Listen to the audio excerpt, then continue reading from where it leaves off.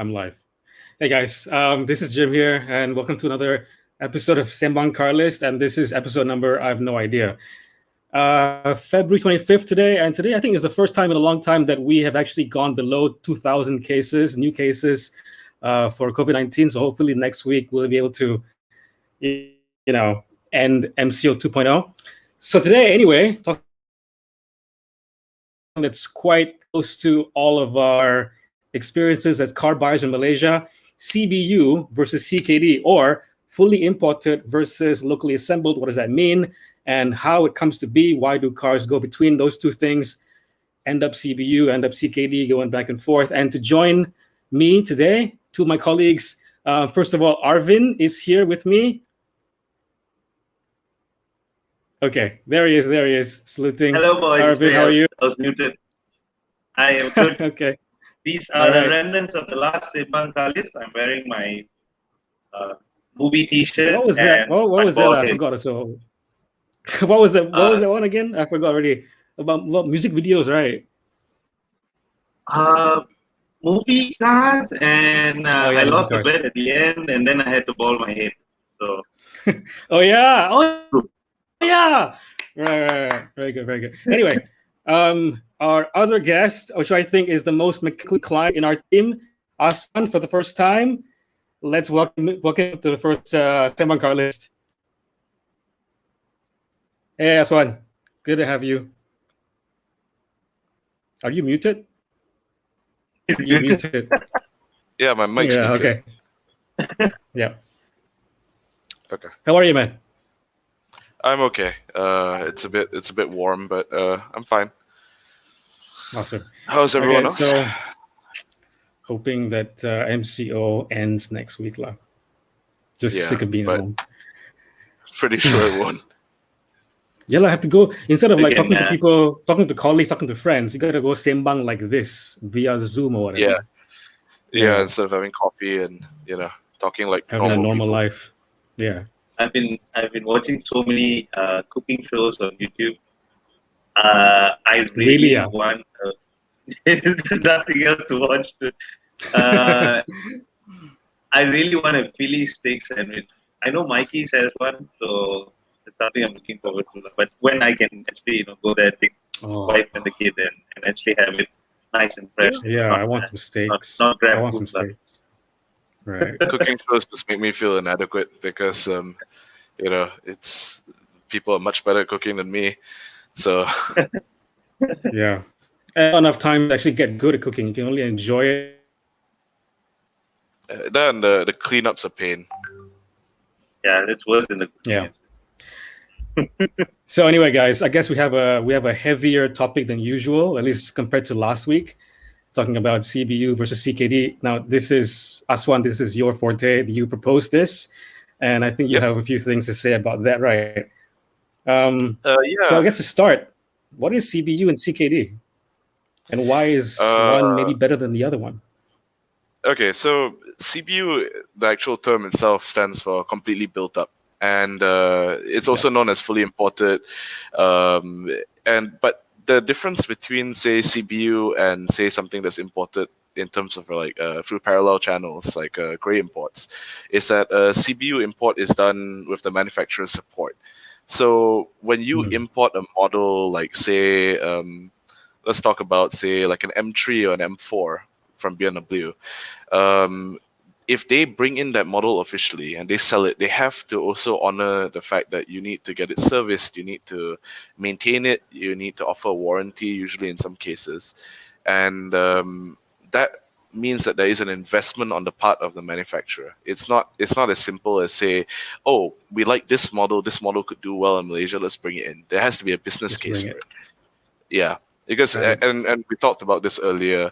There's so many cool cars from all around the world that they are right-hand drive, and you could argue they could sell well in Malaysia, but do they work with our roads? It's not a sure thing. Yeah, it's not a sure thing, and to bring in those cars, the investment that they put in to stock the parts, to stock the, to keep service centers updated and to train their mechanics, if the car ends up selling very well, that is wasted investment. So they can't decide to just bring in every single model that they sell everywhere around the world. That is the difference between say, a CBU and a parallel import. Yeah, of course. There's so many cars that we see Americans getting or the Europeans getting that we think would be amazing to drive, but we can't have them. It just wouldn't work. I mean, like usually what we have is, at least with certain marks that are very, let's say premium, on the premium side of things, you would get, okay, let's just say like the Volvo S60, it came as a CBU model first, and then later on was CKD. Yeah. Now maybe you can actually explain how the CKD process works, or why certain cars appear first as CKD. Maybe they switch around a bit. Okay, so normally what you find is that, and I think I could also get Arvin's input on this. Usually when a car goes from being fully imported to being locally assembled, which is, or CKD stands for completely knocked down, or is also known as locally assembled. Usually there's a price difference. So it does get a little bit cheaper. The prices tend to go down slightly, and you do tend to get more features for the amount of money you pay. They do that so that there's not a huge price discrepancy, so there isn't such a large depreciation for the owners who bought their cars as CBU. And in the case of Volvo, for example, the process to go from CBU to CKD, it takes a bit of time because you have to work through some policies, and they have to plan things and decide what specifications they want. And eventually when they do, they end up with a product that works better for Malaysians, and also some of the material choices and the engineering choices make more sense for a specifically Malaysian market and Malaysian consumers. Right. Yeah. So it's like optimized. Yeah, Arvin?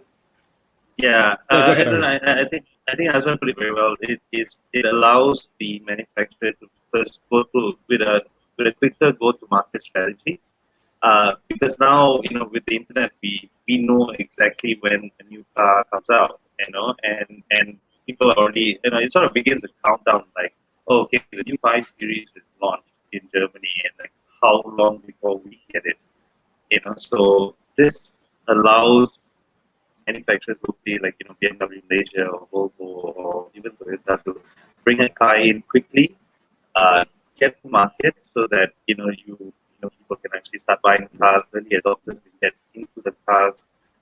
It also gives them a little bit of leeway into, okay, early adopters, those guys, they want the car quick. They might be able to pay the premium, but it also allows them to sort of gauge the response for the product, allow which variants work, which don't. Do people really want a 530i M Sport versus a 530i Luxury? Things like that. So they kind of gauge those things in the early stages, and then that actually allows for their product planning to move forward into the CKD stage. The other option as to why we've been getting these cars quicker is also because our fuel levels are better than they were before.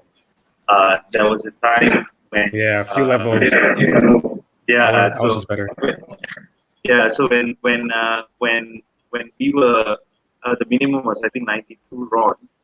A very long time ago, my friend. A long time ago. Yeah. It wasn't too long. Think about it, but it's probably like 7-8 years, I think, at this point. So when we moved to a minimum around 95, we were classified by a lot of manufacturers as a clean fuel country. So that allowed a lot of the manufacturers to import and bring in these cars earlier, because they don't. The first and foremost issue is, can the cars accept the fuel that they're going to be powered on? So yeah, when we moved to 95, that was how we started getting cars earlier. Right. Sorry, it's a bit hard to hear you, Arvin. But yes, that is a fair point as well, because for example, I think this is a story that some may remember. When the Master 3 MPS was brought in, I think you guys might remember the second gen Master Speed 3. Yep. the manual 6-speed 2.3 liter turbo. It was a hot hatch that was actually priced really well. One of the barriers of entry for it was that the Japanese did not believe that Malaysian roads and fuel were good enough to run that kind of car. Because for up until I would say like when the internet really takes off and people see what Malaysia is really like, there's still the perspective that Malaysia is very kampung. It's very backwards. It's a lot of villages and stuff. So until they We come live in here the and they see tree. that, yeah, until they see that we actually live in a society, that term, as much as I hate it, they're very reluctant to bring these models in and to allow manufacturers to bring in performance models. But then now, as you can see, manufacturers are starting to understand. Okay, Malaysia's not that bad. We can bring these cars in. We can sell them, and they won't explode. They won't break down, right? Yeah. Yeah. I mean, but so usually what we have for CBU versus CKD, to most people we have a question of price. Oh, it's CBU, that means it'll cost more. Oh, it's CKD, it'll cost less. And but people are usually I was for a long time very ignorant of why certain things would be CBU versus CKD. I thought like, oh, why don't they just come in CKD? What's the big deal? But there's a lot of things that go into a car being set up for local assembly. Correct. And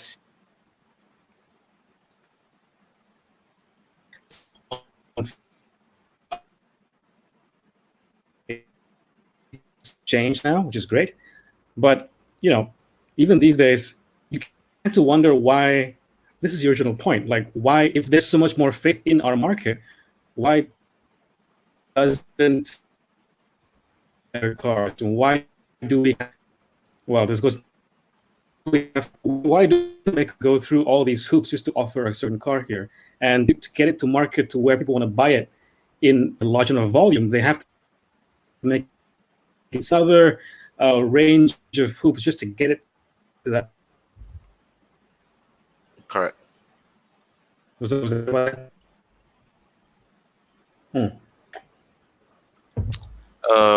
Hey, Arvin, you're better. Okay. I kind of lost the last part that you said. Oh, but your voice is still. I kind of lost it as well. But Sorry, I heard that you were saying that there are a lot of hoops to jump through to make sure that a model can be imported, right? Yeah. I think that was your point. Yeah. In a way, it is not as simple as just selecting a model and bringing it in. You have to think about pricing, of course. And wagons are a good example. Three of us love wagons. Well, I don't know about you, Jim, but I know Arvin and I love wagons. I love wagons. They're the most practical form. Yeah, I love practical wagons. form of car, right? And of course, there's an obsession of SUVs and crossovers because they're perceived as being bigger and roomier. But you could get the same space and size in a wagon at a much lower ride height, and it'll be great. But Malaysians and Asians in general don't like the wagon body style because, and I think Arvin can explain why that's the case. Why don't Malaysians like wagons? I don't know, because it looks like Greater Maya, I suppose. Exactly. It looks like a hearse. It is actually everywhere else in the world.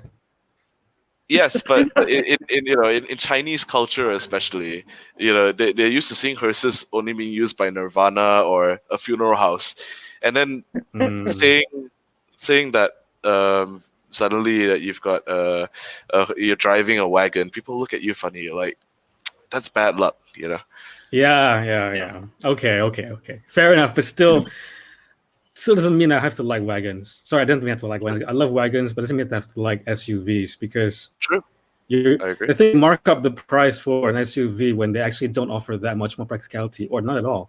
You get the higher ride height, and that's the only real difference. True, and the only reason you really want that is for floods, if we're being honest. Yeah. Okay. Adam's commented if there's a quality difference between CKD and CBU, and it's a tricky topic. I would say CKD can be better and worse for different reasons, and it comes down to perhaps it's not as bad nowadays, but older European imported models, fully imported models, they there was a perceived value in terms of how they were constructed, how they were built.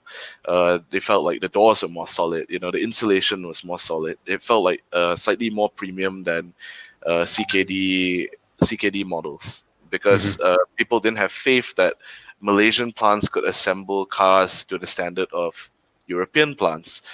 But what second-hand owners found, and what owners would find, is that over time, because there's an intense difference in the amount of sunlight that cars receive in Malaysia, there's an intense difference in the amount of humidity that cars experience here.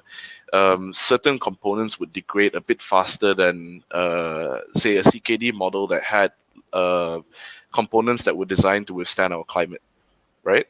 So to say that the build quality of a CBU model is better, perhaps maybe the tolerances might be slightly tighter.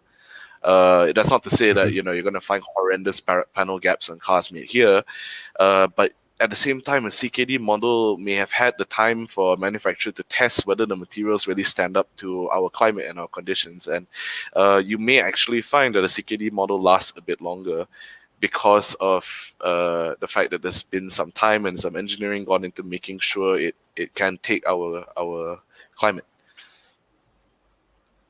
Right. So, I think it's worth to note that with CKD production, even in this day and age, I mean, the cars go through all the same quality controls. They might be built slightly slower from a stage-to-stage perspective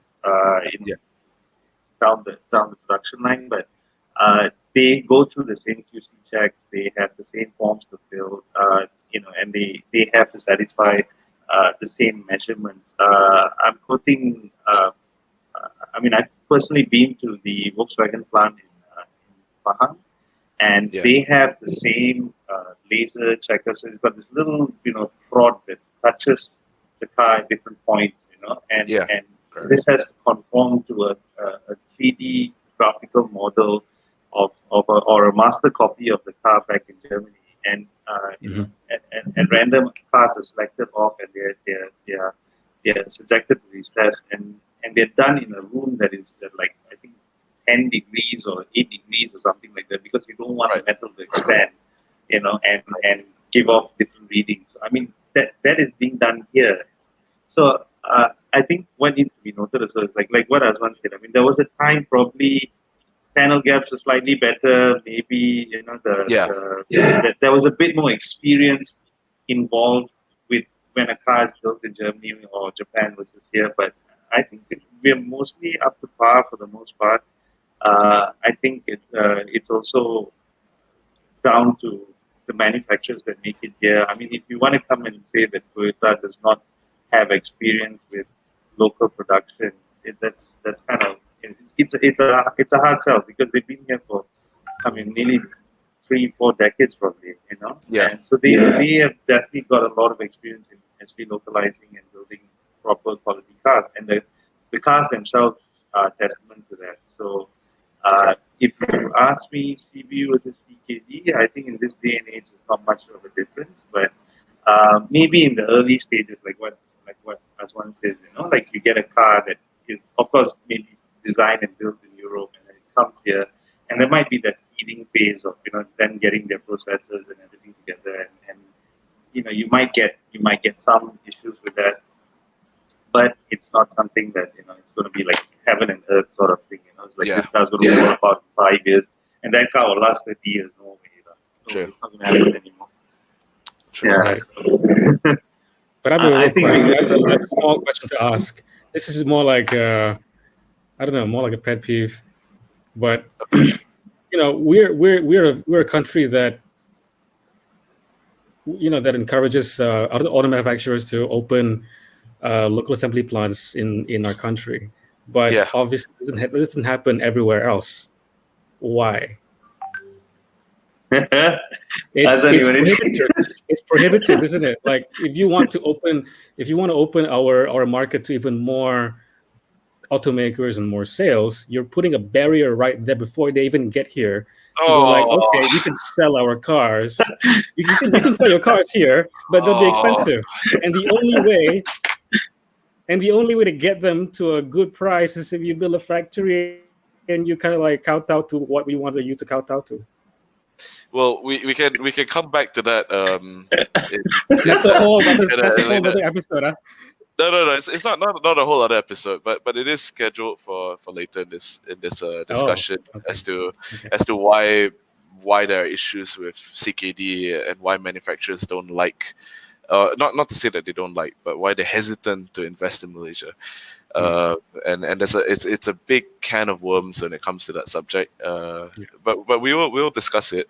But there was an interesting point that Arvin was talking about how some cars go from CBU to CKD, which is the normal transition, and some cars have actually gone back from CKD to CBU. And I popular think, one. Yeah, Arvin's example, I believe, was the Toyota Camry, which for a while even the hybrid version was locally assembled. But then with this current generation, it's gone back to CBU, and the simplest answer for that is just sales volume. It no longer makes sense to have a car that is locally assembled if they don't sell enough of the car. Because the amount of money that they put into setting up the production lines, buying the tooling, training the workers, and if the car does not sell in the required volume, it just loses money for the company, no matter how cheap they make it. Yeah, I mean, I guess the Camry used to be like everyone's dad's favorite car, but now I guess they've moved on. Correct, and part of the reason is the SUVs that you hate so much. Yes, that I hate that you guys are so. I'm okay with SUVs. I'm not gonna step on anyone's toes. I'm okay with them. I don't hate SUVs. I just prefer them. I just don't prefer them over other stuff. Okay. But let's just, for the sake of it and outside of the topic of this, would you buy a Camry or an SUV? Because which SUV? neither. Let's say a RAV4. Because they're priced fairly similarly. See, it's not so simple, right? I like the RAV4 though. I like the RAV4. I do. I like the RAV4 as well. But it's also the fact that the Camry isn't quite my speed. I love the Camry in the way it handles. Like that platform it's ridiculous in terms of just the ride and handling quality. But we're not sponsored, by the way. Okay, guys, we're not sponsored by Toyota today. I wish Toyota isn't going to give us the car. It's a really good car to drive.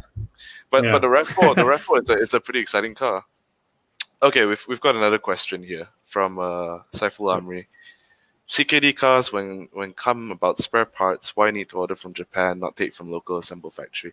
Okay, this is a interesting topic because the definition of CKD is local assembly, as I mentioned, but there's only a percentage of parts that need to be taken from Malaysia. So I believe it was something like 40% or 50% local parts, and the rest can be imported. So when it comes, like, for example, the Toyota Vios, that's CKD, you still take a number of the components that make the car from another country, like say Thailand. They export, say, the body panels. Okay, maybe the body panel is not a good example, but there will be components that you have to take from other countries because it doesn't make sense to manufacture them locally. So the reason why spare parts still have to come from other countries is because they're not made locally. They still have to be imported, and in order to be put into the car, and that's why it's called. There is a difference, and we will cover that in the next topic between CKD and manufacturing. There is an actual difference between the two. And can I just go back to the Camry? I mean, just look how beautiful that car is, man. I mean, it is the best looking, best driving. It's like, I love that car. I mean, like, how is that car not selling? But I bet you, if you go and ask Toyota, are you selling enough Camrys? They'll tell you no. And it's not because they have some crazy, I want to sell 100,000 cars a year. No, it's just that segment is dying. It's not dying. I don't like to think the sedans will ever die, and they will not. But it just can't justify it's just setting up an entire declining tooling line. in Yeah, it's popularity. just plateauing or declining, sunsetting, if that's a nicer way of putting it.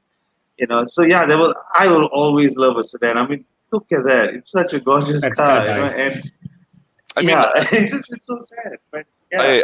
I love most of the car. I'm not totally in love with the front grille. I do prefer how the US market front grille looks. I think you guys Ooh, have seen that's even better. the US market Camry and Corolla look amazing, and of course they get the cooler engines. We Oh don't get yeah. the dynamic force engine, but as we've talked about this before, and they can't offer it here because it's too expensive, and there's no allocation for it. The engine itself is more expensive to offer, despite the fact that it's still a 2.5. It's just they can't offer it here.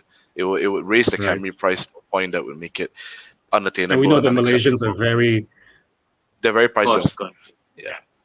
yeah. And Malaysians are I just like to notoriously take this. price sensitive. So anything that would Like Go ahead. I'd like to address this. I think this topic has been there since the Camry was launched. They couldn't bring the dynamic force 2.5 because it would have just made it too expensive. They didn't even bring the 2 liter because the price would have been too close to the 2.5. So like they're kind of stuck in a dilemma. They bring the 2 liter in, and if it's just like, let's say, 6 to 8,000 cheaper than a 2.5, why would you buy the 2 liter? At the same time, I bring the 2.5 dynamic force. It's 225,000. Let's say another 25, 20K over it. Would you buy that when you can go and buy a C class? I mean, like that's what manufacturers have to do with. Yeah, and I think coming back to our first point, it's very simple. They say, oh, why they never bring the dynamic force? Oh, why is it a 20-year-old engine? It still works. It's still a bloody good engine, So it and just doesn't have the value. It still the works. volume. It's good. It's okay. It might show its age a little bit, but yeah, it still works. How will an increasing number of manufacturers going CKD affect local brands and vice versa? Could the affordability of local And brands vice be a versa? reason to manufacture? Yeah, that's a topic as well that we're covering more in depth later. But as a sort of general, sort of like a quick response is that CKD will still never be able to compete with local manufacturing in terms of pricing, because there are incentives given to investments that are made in terms of manufacturing. So in fact, let's go on to the next topic so that we can sort of we can bring this in later on. Yeah. I believe the next topic is the difference between CKD and local manufacturing. And that, for example, okay, we've got two local manufacturers that we know of, Proton and Perdua, right? And then you've got a bunch of manufacturers that do CKD, like Honda, Toyota, Nissan, that have been doing this for decades. The difference between CKD and manufacturing a car locally comes down to the amount of local content that goes in. And as I said earlier, CKD by definition is something like above 40 to 50% local content, and the rest can be imported. But a locally manufactured car can be 90% content that is made in-house in Malaysia. There is no 100% content, because some components still do need to be imported. We just don't have the specialization locally.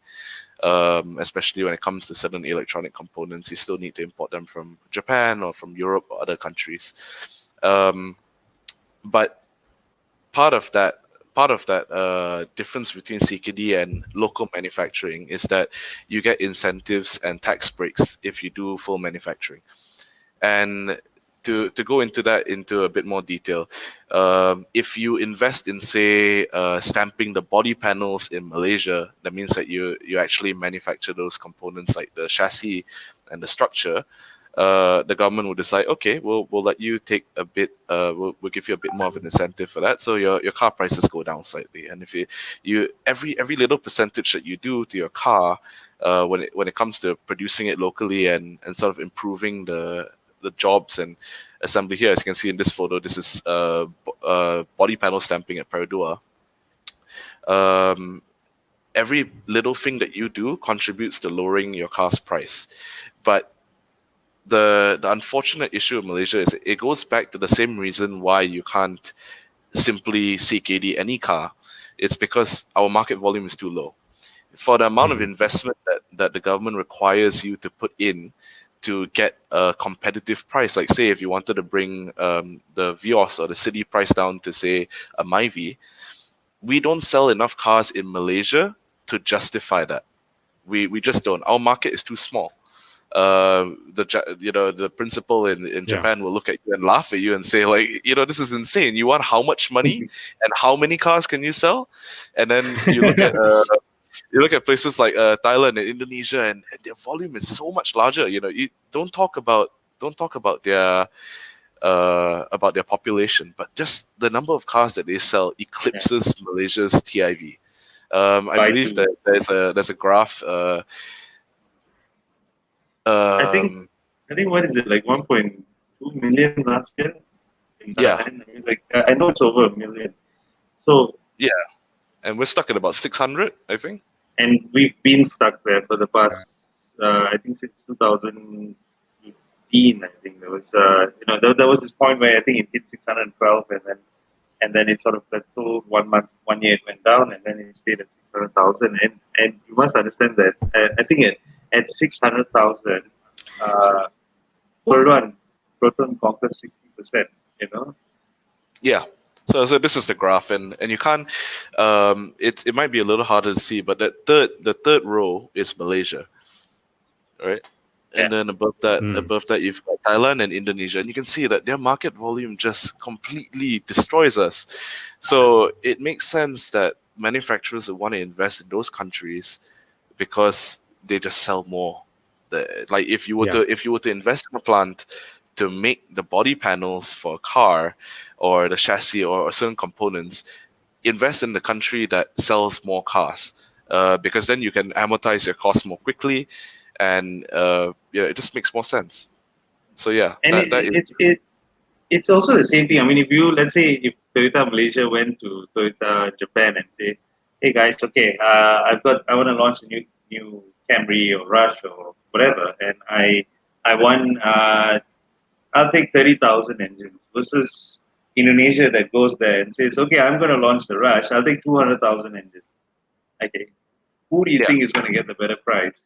It's basic economics, right? Because they're selling more, and all that is then transferred down to the end user, because they can buy in bulk, they can amortize, like you say, their costs better, and that ends up with a cheaper car at the end.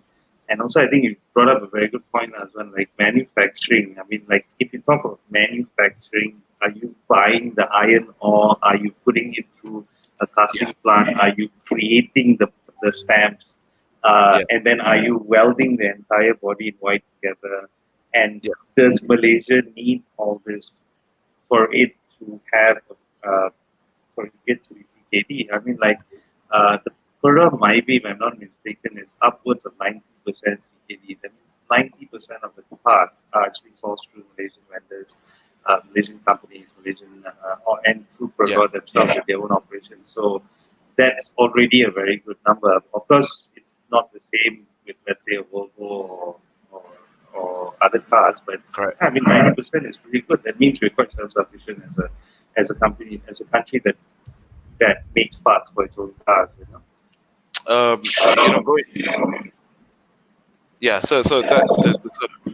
Okay, we've got a different question. Has there been evidence that local manufacturing workforce has benefited from learning grain from CKD operations so far? Yes, I would say that there is a technology transfer. Especially, okay, if you want to look at Perodua, we regard Perodua as local manufacturing. But for a while, they were effectively doing things very similar to CKD, in the sense that you were stamping some body panels here, you were stamping a lot of components here, but the design and the engineering still comes from a Japanese company, right? I mean, we can't hide the fact that in the early days that was Perodua's operational sort of the way that they worked. The Kanchil at the time was essentially a Mira.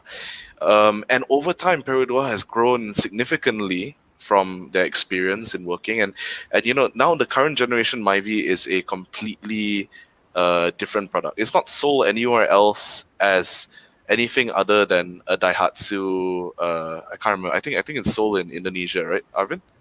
The Myvi? Yeah, the Daihatsu. Oh, God. Yeah, I can't remember the actual name, but oh, but it is a Malaysian designed and a Malaysian engineered product. Some components and some stuff may yeah, have come from Daihatsu or Toyota in terms of the engineering, but every generation and every year Perodua does more and more by themselves. So to say that there is a technology transfer, there is Yeah. definitely learnings from our local workforce, and this also applies even outside our local manufacturers. Like to say that a plant worker working on BMWs is not going to have a better understanding of how German processes are when it comes to manufacturing a car. There's definitely learning involved. There's definitely technology transfer involved. It is not just a case of manufacturers using us as a production hub, and then if they leave, we gain nothing. There is still a benefit for us for having them invest and put their plants in Malaysia. I've got that's two the case. That's the examples. case where our plan is working. Where we have investments made by other auto manufacturers, and Malaysians actually benefit from it, and it actually grows our, I guess, our knowledge base in our country. Yeah. Yeah. I can. I've got actually three examples. One is the current Myvi or the third generation Myvi actually works on it's actually based on a modified platform of the second generation Myvi. Now, while they could borrow the technology on the second generation, the third generation is a lot of the work and the design and the development is done in house. And we can see the tangible improvements in the third generation over the second generation. It drives better, it's more refined, handles better by far. handles better. By far. Right. Yeah, and then far. if I go back a few years, when Proton decided to, I keep forgetting the name, hot form it press was steel, I think. Yeah. Hot roll yeah, steel. what are those? Hot roll. I know there's cold press and then there's hot roll press steel in the Iris, and it started off in the Privé, if I'm not mistaken. So this is technology that they have probably learned from other people, or it is probably like a leading edge of the industry, but brought down, localized, and applied for their own products. So, Right. a funny topic. It was, I suppose, in the Iris, Bomba were trained to not cut the top sections of the Iris and the Persona because their grinders will not go through the A-pillar extrusions. So they were actually trained as to where to cut the car in case someone had a crash and they were strapped in the car. How do you cut the roof off? Yeah, don't go there because there's hot form press steel there. Go a bit lower. There's a point where they were trained to cut into a Privé or cut into an Iris because that's the strength of the metal.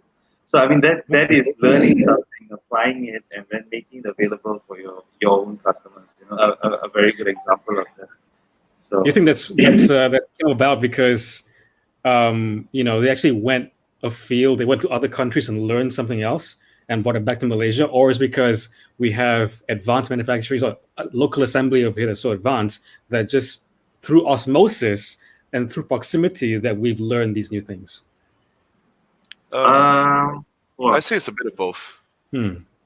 I'd say that you definitely learn from other manufacturing plants in Malaysia. It's not, as much as manufacturers try to keep stuff very hush, there are some processes. Basically, whenever we go on a plant tour, they say phones, cameras in a bag, keep them in. You can't take photos or anything, right? But naturally, that it's things will eventually get out. That certain processes will get out, and you start to learn what is the industry standard now. So I think one of the reasons behind that hot form steel or cold pressed or whatever it was. I know it's hot. I know it's hot for sure. It's hot. It's one we of have them. cold pressed coffee, and we have hot rolls. And then, The other one. like what's that but- Hidalgo coffee? No, what do they call it? Dalgona. Dalgona Dalgona. coffee. That's very It's like very Hidalgo off, and Dalgona. lah. very off the mark. But but the reason for that was to improve crash safety. I mean, it did make the car a lot heavier actually. Like that production process didn't create the lightest cars, but it did mean that the cars were a lot safer. And as we transition to NCAP and Euro NCAP and all these different crash testing programs, car safety is becoming very important. Not that it ever wasn't, but it's becoming more of a priority, because if you want to eventually go to an export market, you have to meet minimum safety requirements. You can't simply say that, declare to your people this car is safe. You have to show empirically that it is safe. So that is the reason why. Safe. Yeah, you can't simply say, okay, my car is safe, and as you've shown, cars are a lot safer now. Yeah. And that comes from studying what other manufacturers do and implementing it in their own process as well. Can you imagine if you go tell another country like, hari tu Iris jatuh gaung tau, orang keluar tau, jalan kaki tu. you can't tell them that, right? So I think all Malaysian cars are they're so well engineered these days. I mean, like, if you want to talk about the X50, I've personally experienced the new Artiva. I can tell you it's so good. And you go back further to the Persona and the Iris and cars like that, and they're really, really safe cars, And I think there are a lot of testimonials where I think we all remember that photo of the Privy where the engine was flung aside of the highway, but the structure of the passenger cell was still intact. So the thing is, I think it's very hard to get a CKD sort of policy that is perfect for everyone. It's not a one size fits all. Of course, you take into account the requirements of cost versus outlay and investments, and the market that we have, which is quite small. So it's very hard to get something that fits everyone. But from CKD production, what we have realized is, I mean, you have the technology transfer, you have the opportunity for jobs and education and training of our local guys. We do have a lot of foreign companies that have come here and have a success story. Honda is about to sell probably their millionth car. Millionth car. So if that isn't a success story of CKD, then what is? Volvo's been here since 1960, if I'm not mistaken. They're all ideas still here. So there must be a reason for that, right? So it's a very hard thing to. It's a bit of a taboo subject, granted, because of the common consensus is that local cars get more benefits, but I think if you've seen in the especially with the EV and the hybrid incentives and all that, you've also seen cars like the X5 and the XC90, and a lot of the premium cars come down a lot. So yeah, Well, if there's so many success stories, right? Just to go off what you just said, Arvid, what you said in a long way was, if there's a lot of success stories, then why don't all of them assemble locally or have CKD operations? Okay, I'll run through a couple of reasons why they don't. Because as Arvind said, there is actually a pretty, there is a solid case to assemble locally, but it's not as simple as it seems on the surface.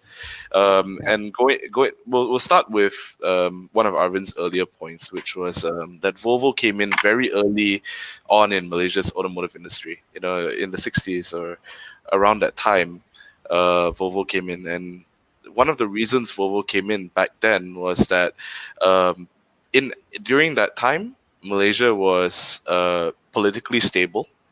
We had a very good English-speaking population, which actually, if you think about, you hear in the news nowadays of the argument of whether education should be in English or Malay, but this was actually one of the deciding factors back then to set up a production plant here, because it meant that they didn't have to translate manuals, and it meant it was easier to train people who were working at the plant basically how to build cars, and also the fact that it was just more competitive at the time to set up here. But things have changed, in the same way that in the last 30 years, Kia has gone from being the butt of everyone's joke to producing some world-beating cars, right? Like, you see some amazing Kia products, but they did that all progressively. And in the same way, every other country in our region has improved, and they have lowered the cost of entry, they have lowered the barriers. Every year, you read stories about Thailand's government having new incentives, Thailand Eco Car 1, Eco Car 2, battery production.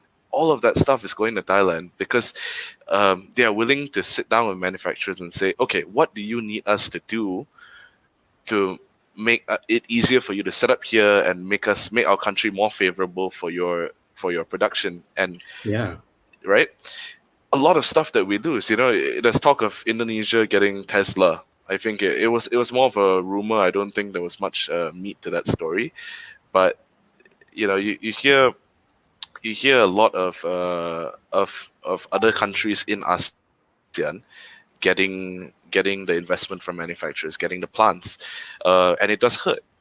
But one of the reasons for this is also that we don't have a consistent story to give manufacturers, and that comes down to our national automotive policy. I think I don't know if it's every year. I can't remember if it's every year. Is it every year, Arvin, that it changes, or is it every 2 years? It's I think it was 2 years at the last. Yeah. It was 2 years at the last, and there have been 3 years in the interim and all that. There are intervals for our national automotive policy, and this is basically the set of rules and regulations that the government gives and says, okay, if you do this, you get this. If you do this, you get this. That automotive policy keeps changing, partly because the government also changes, partly because there are different sort of agendas involved. But it means that for an external manufacturer, they do not plan in 1 or 2 year phases. If they want to go in with your country, they are looking at a decade. They're looking at 5 to 10 years. And if you're going to say that halfway through their investment plan, you change the goalposts, you change the rules, they are going to be so unhappy with the situation that they're going to get shouted at by the superiors. They can't tell the people back in home office why suddenly the government has gone back on something that they said they would keep. And it can really throw a wrench in their works. So reminds me of MCO. Correct. It's part MCO. How the fact that the rules change every week or every day, half week, every other day. Every day. They went from saying 2 people in a car to as many people in a car, 2 people, 1 person, 2 people at the table. But you imagine this from an automotive manufacturer perspective. They want to invest in Malaysia, but they see that, if we build a plant, what happens in 2 years if the government says, there are no more incentives for this, or we decide to change this or change that? Suddenly, it makes no sense. They can't commit, and because they can't commit, then they'll send their money elsewhere, because someone has to make the cars. It's not going to be Malaysia if Malaysia can't tell them, okay, if you want to do this, we'll let you do it. We'll leave you alone for 5 years. Mm-hmm. I mean, we can do that. Just that there's no real incentive. I mean, at the political level, the national level, to tell them something that they want to hear. I think that's a really smart move. It seems so obvious that if you want to lure more automakers here, just tell them what they want to hear, work with them, sit down, hear them out. And Yeah. it just feels like we've been stagnant, and other people are doing the very obvious things. Yeah, they're just playing ball with manufacturers, right? Yeah. And okay, people can say that that's because we have Proton and Purdue. Well, in a way, it is, but there is something to be said for there being enough of the automotive pie to go around. Yeah. Even beyond our local manufacturers, and um, going back to the fact that our topic, or rather our market is relatively small in terms of volume, the next step is to actually go towards exports, right? That is what a lot of countries are doing, and in fact, we're importing cars from other ASEAN countries. Exporting cars helps to boost your production volume, which in turn makes more sense for them to set up a plant here, because you say, okay, we can make this many cars, and the Mhm. number meets their requirements. Okay, then we will set up a plant here. Exporting cars is the natural progression. As you can see, these are Myvis on a ship destined for another country. I'm not sure which country, but it shows that we are exporting Myvis to some other markets. And other manufacturers can do that as well, although within the ASEAN region, there is a bit of a sort of tricky nature to the subject because of our sort of laws when it comes to import duties and excise duties and all that. It means that while and one of the other things is APs. So many people know what AFTA is, right? Like the ASEAN Free Trade Agreement, right? Between Yep. sort of all countries in ASEAN, saying, okay, we'll lower the rates so you can import cars more easily, so we're not getting whacked with taxes, and it benefits everyone, right? But when you have a sort of an unequal system, asymmetrical system, when you have sudden barriers to import, it other countries can view that as unfair. It's very obviously not fair to them if one country says, okay, we'll take your cars, but then when you want to send cars to their country, suddenly it's a lot harder. Doesn't make any Mhm. sense. Yeah. So that's also one of the reasons why sometimes setting up in Malaysia can make it a bit tricky. It's a bit of a tough subject, and not something that you can simply say, oh, we can just build a plant here and export it to the rest of ASEAN. Doesn't work like that. Although it kind of should. It should, It but should. Just it common should. sense says it should, but not Yeah, but there just happens to be a lot of hoops to jump through. yeah. Back to the hoops. Yeah. No, All right. I Nick is agree. asking us, if there's any impact on resale versus CBU, CKD. You guys want to touch on that a little bit? Yeah. Arvin explained it very well, actually. If you want to repeat what you said about how in the past it was an issue. Oh, okay. So yeah, assuming, I mean, back then probably there were differences with topicalization but I think right now, fully imported cars are built for the entire world, and our cars are also adapted for our driving standards and everything. So I think CBU versus CKD resale value, I think it's really down to perception. I suppose if, like Aswan said, if you're buying a BMW M3 or an M4 or a Land Rover, you're only going to get a CBU car, versus I think what you mean is maybe if I bought a CBU class early version versus a CKD later model that probably came out a few months or a year after that. I think in that cases I would be inclined to uh, think that the CKD car would actually hold value. One, because it's probably going to be newer within the production here, and the second thing is because I think yes, I can't really pinpoint on anything that topicalization wise, but I think it's also going to be a perception thing. People are just going to Um, feel a newer car. just to add on to that, as well, I would say that CKD cars tend to have better features as well. The feature Yes. list for CKD Yeah. models tends to be a bit better, so that does hold a bit longer in resale. They also, with CKD cars, manufacturers are more likely to add stuff like Apple CarPlay or Android Auto because they have control at the production level. Whereas at CBU, it's sort of like whether they wanted to offer that package or not. So in that sense, CKD cars might have slightly better resale value now, or rather they don't depreciate as quickly because they just come with a better feature package. Right, unless someone is like a made in Germany snob and they only want a car that's made in Germany or made in somewhere else. If you want to see that little plate and stuff Yeah. in German. But okay, I think we've gone on for about an hour. I hope it wasn't too dry of a topic to cover, and there will be a part 2 in the coming week where we talk about the pros and cons of CBU and CKD, and of course parallel imports.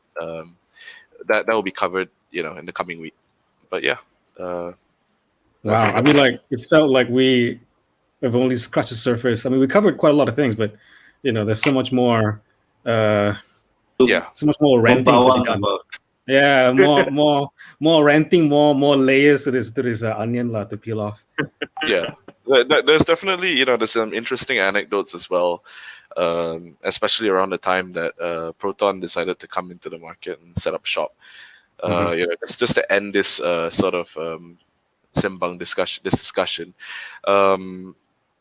My dad's generation, my dad's also a journalist, and around the time Proton came in, there was this fear that Proton would kill the imported cars or the foreign car industry in Malaysia, whether it was fully imported or locally assembled.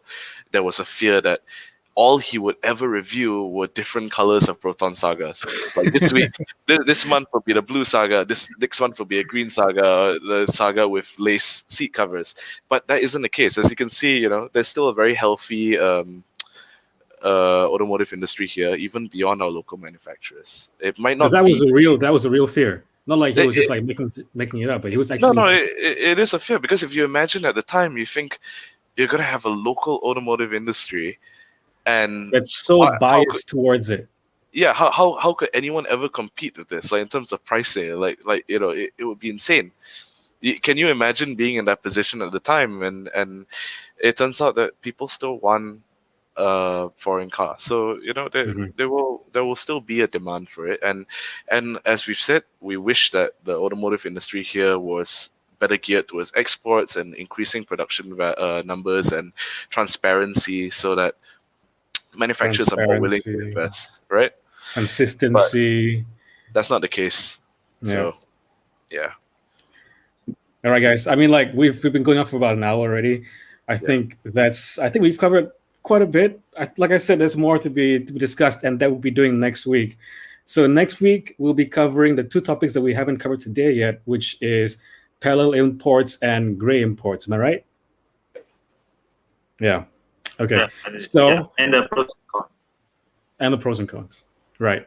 And so if you guys want to tune in next week, we'll be here at the same time, Thursday at 9 p.m., discussing parallel imports and gray market. But if you have any questions about CKD, CBU, or whatever else, just feel free to include that for next week as well. All right, guys. I think that was really good. That was really informative. Aswan, congratulations for popping your cherry in for semi-Carlist. Finally, it was great. Really, really good. Watching Arvin's 100 megabit per second internet is definitely an experience. Absolutely. It's all perfect. What? Right, thanks, guys. Okay. Ciao. Bye. Ciao, guys. Have a good night. Yeah, you too. Bye.